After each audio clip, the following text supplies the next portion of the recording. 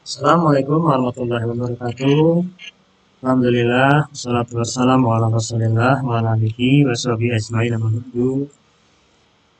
Alhamdulillah, siswa-siswi Bapak mudah-mudahan selalu istiqomah, selalu sabar, dan selalu terus-menerus berbuat kebaikan, diantaranya dengan menuntut ilmu yang bermanfaat. Bagaimana materi yang sudah dipelajari? Apakah kalian bisa memahami ataukah masih bingung? Mudah-mudahan tidak bingung ya. Bapak mencoba memberikan materi yang lebih sederhana, lebih dapat dipahami, dan itu pun juga Bapak berikan tambahan dalam hal pemahaman di lembar kerja peserta didik yang Bapak buat, yang mudah-mudahan semakin dapat mengasah pemahaman kalian. Pertemuan sebelumnya mengenai konflik dan kekerasan, yaitu apa? Masih ingat? Tentang perbedaan antara konsep konflik dengan kekerasan. Bisa ya dibedakan? Ternyata ada persamaan, ada perbedaannya. Ya, nah di sini kita akhirnya dapat memahami di mana letak dua konsep tersebut. Ya, sedikit saja biar kalian tidak lupa. Konflik kekerasan. Jadi kalau kita ambil garis besarnya, bahwa konflik itu merupakan suatu unsur rasa ketidaksukaan, unsur rasa kesalahpahaman, perselisihan yang tidak segera diselesaikan, tapi terus disimpan hingga pada akhirnya orang tersebut akan memiliki rasa tidak suka, rasa benci. Nah, level ini masih ada pada level rendah, artinya hanya berkaitan dengan perasaan diri seseorang. Namun apabila rasa ini tidak segera diselesaikan, tidak segera dimaafkan, maka akan terus berlanjut sampai pada tingkatan yang lebih tinggi, yaitu munculnya kekerasan.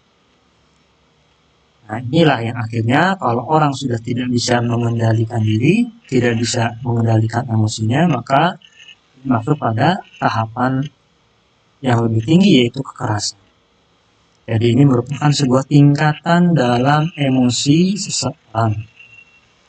Tingkatan yang paling rendah yaitu konflik yang berkaitan dengan emosi, perasaan, tidak suka, benci.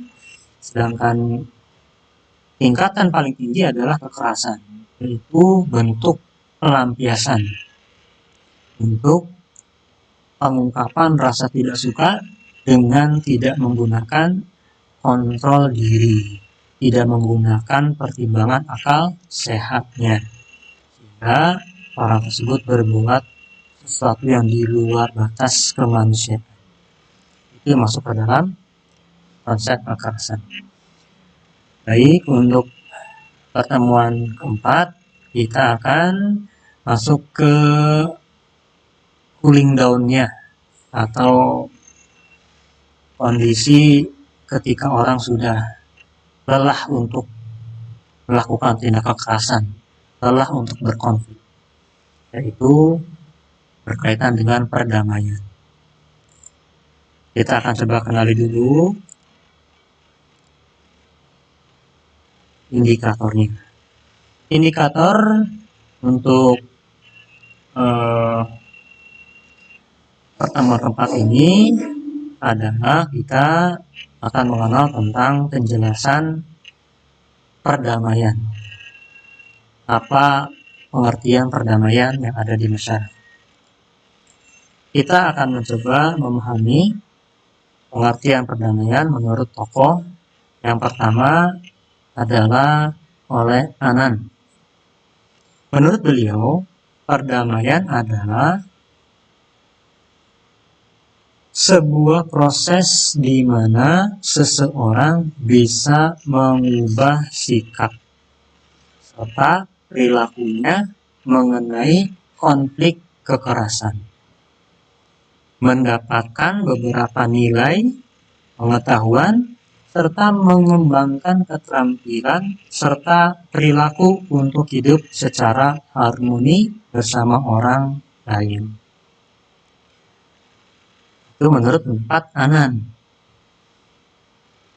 Jadi kalau kita coba pahami, menurut Anan itu yang dimaksudkan dengan perdamaian adalah suatu proses, suatu perubahan di mana orang bisa mengubah sikapnya. Dari kondisi bagaimana? Dari kondisi konflik, dari kondisi hati yang tidak nyaman, hati yang penuh dengan rasa benci, kemudian diubah ke dalam perilaku yang memiliki atau mendapatkan nilai, mendapatkan pengetahuan, juga bisa mengembangkan keterampilan perilaku individu tersebut untuk dapat hidup secara damai bersama orang lain.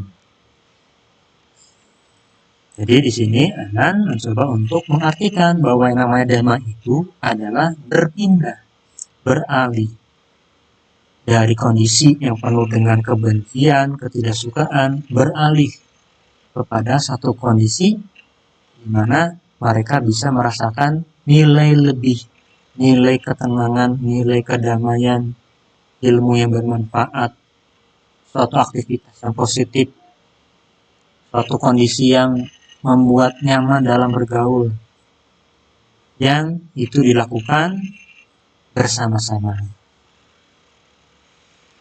Itu menurut Anan. Kemudian yang kedua atau terakhir, yaitu menurut Paulo Freire. Menurut beliau bahwa perdamaian adalah dimensi kemurahan hati yang memiliki tujuan untuk mengikis penyebab dari sebuah pertempuran. Bahasanya puitis sekali ya. Jadi menurut Paulo ini mengartikan perdamaian itu adalah sebuah dimensi atau kondisi tentang kemurahan hati.